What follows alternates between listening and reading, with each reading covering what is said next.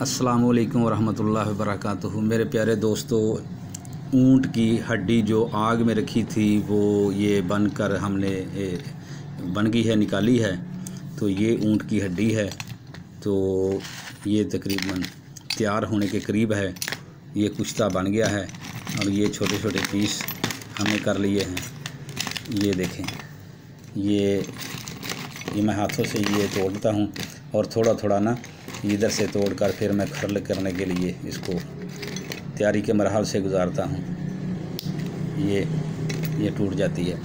तो ये थोड़ी थोड़ी इधर मैंने खरल में डाली है और ये खरल कर रहे हैं।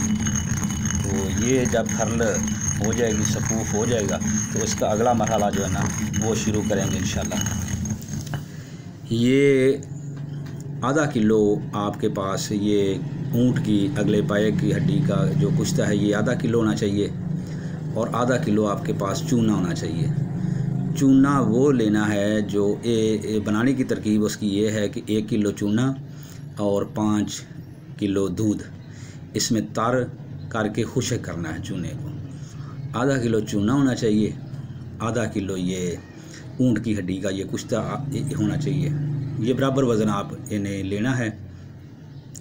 इसके 500 mg कैप्सूल सुबह शाम देने हैं। और इसके साथ अगला कॉम्बिनेशन जो है ना, ये फौलाद आबी है। ये आबी फौलाद है और आप हीरा कसीस वाला भी इस्तेमाल कर सकते हैं। तो मेरे प्यारे दोस्तों, ये जो है अपना साथ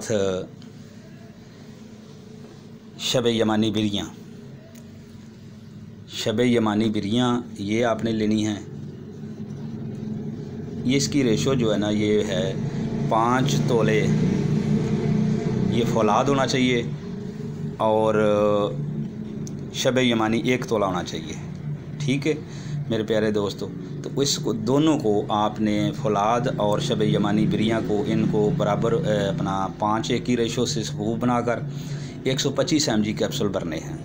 ठीक है, 125 mg ये वाला फौलाद और शब-ए-यमानी और 500 mg जो है ना ये हड्डी वाला कुश्ता, ये एक खुराक है एक दिन में, सुबह और शाम।